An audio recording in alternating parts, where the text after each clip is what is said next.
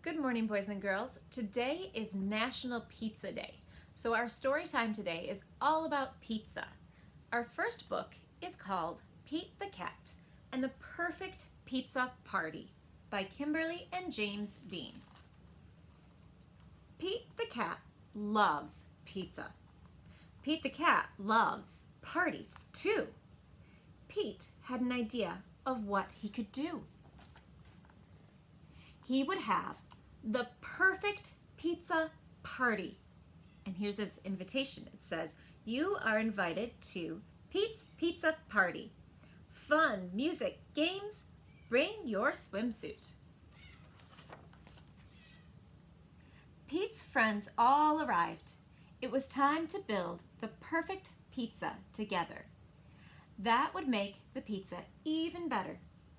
Pete thought the perfect pizza would be pepperoni with extra cheese. It's a party, a pepperoni pizza party. And here they are playing pin the tail on the unicorn. But not everyone agreed with the pizza toppings. Kelly said, "Pepperoni would be just fine, but I really love pretzels on mine." Have you ever heard of pretzels on a pizza? Pete and the gang were puzzled. Pretzels? Well, that's something new. But maybe pretzels could be groovy too. It's a party, a pepperoni pretzel pizza party. And there they all are playing in the pool. Squirrel said, "Pepperoni and pretzels would be just fine, but I really love pistachios on mine." Pete and the gang were puzzled. Pistachios? Well, that's something new, but maybe pistachios could be groovy too. It's a party, a pepperoni pretzel pistachio pizza party. There they are playing their music. Grumpy Toad said, "Pepperoni, pretzels, and pistachios would be just fine, but I really love pickles on mine." Pete and the gang were puzzled. Pickles? Well, that's something new, but maybe pickles could be groovy too. It's a party, a pepperoni pretzel pistachio pickle pizza party. And there they are playing some games. Gus said, "Pepperoni, pretzels, pistachios, and pickles would be just fine, but I really love popcorn on mine." Pete and the gang were puzzled. Popcorn? Well, that's something new, but maybe popcorn could be groovy too. Look at all the stuff that's on that pizza. It's a party, a pepperoni, pretzel, pistachio, pickle, popcorn pizza party. And they have a pizza party bus. Alligator said, "Pepperoni, pretzels, pistachios, pickles, and popcorn would be just fine, but I really love papaya on mine." Now, Pete and the gang were really puzzled. Papaya? Do you even know what papaya is? It's a fruit that looks like this. Well, that's something new, but maybe papaya could be groovy too. It's a party, a pepperoni, pretzel, pistachio, pickle, popcorn, papaya pizza party. Pete and the gang piled the pepperoni, pretzels, pistachios, pickle, popcorn, and papaya on top. The pizza was so high, they had to stop. Look at all those toppings. Ding! The pizza was done. Trying something new might be fun. They all built up the courage to take the first bite. And the pepperoni, pretzel, pistachio, pickle, popcorn, papaya pizza was out of sight. Dynamite. Just right. In the end, the perfect pizza is a pizza shared with friends. Our next book is called Pizza for Sam by Mary Labatt, illustrated by Marisol Sarrazin. Joan and Bob were having a party. They made food, but no one made food for Sam. The doorbell rang. Joan and Bob ran to the door. Sam ran too. Sam saw cake and cookies and pie and chips. This is good, thought Sam. I need food. Joan and Bob put the food on the table. Sam sniffed. Yum, thought Sam. This is good food. Sam jumped on a chair. She sniffed the cake. I like cake, thought Sam. Cake is good for puppies. But Bob saw her. No, Sam, he cried. Cake is not for puppies. Woof, said Sam. And she flopped onto the floor. I need food. I need food for puppies. Sam jumped back on the chair. She sniffed the cookies. I like cookies, thought Sam. Cookies are good for puppies. But Joan saw her. No, Sam, she cried. Cookies are not for puppies. Woof, said Sam, and she flopped on the floor. I need food. I need food for puppies. Sam jumped back on the chair. She sniffed the pie. I like pie, thought Sam. Pie is good for puppies. But Joan and Bob saw her. No, Sam, they cried. Pie is not for puppies. Woof, said Sam, and she flopped on the floor again. I need food. I need food for puppies. She looks pretty sad, doesn't she? Sam went to her bowl. She put her chin on her paws and closed her eyes and started to dream. Sam dreamed of cake and cookies and pie and chips. Lots of chips. Bob came back. Sam opened her eyes. Are you hungry, Sam? He asked. Sam jumped up. You bet, she thought. Bring on the food. Bob went back to the kitchen, and he came back with Sam's bowl. Sam sniffed. Yuck, thought Sam.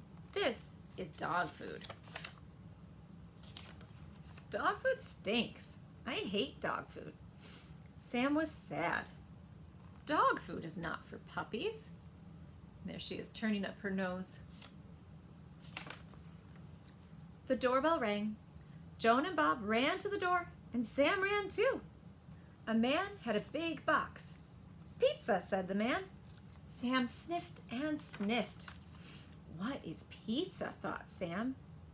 It does not smell like cake or cookies. It does not smell like pie or chips. Best of all, it does not smell like dog food. Joan put the box on the table, and the doorbell rang. The telephone rang, too. Joan went one way, and Bob went the other way. Sam looked at the box. She looked around. Everyone was busy. Sam dragged the box behind the sofa. She scratched the box and chewed the box. Grrr.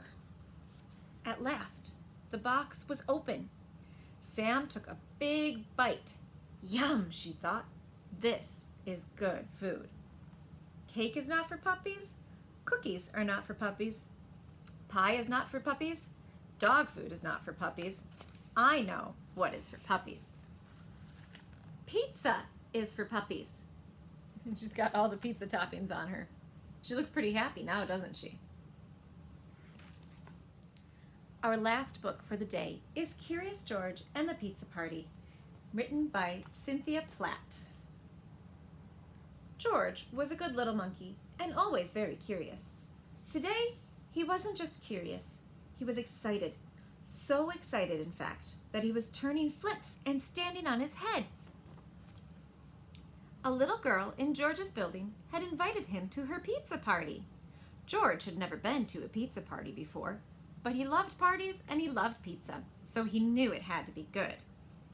George, it's time for the pizza party, said the man with the yellow hat.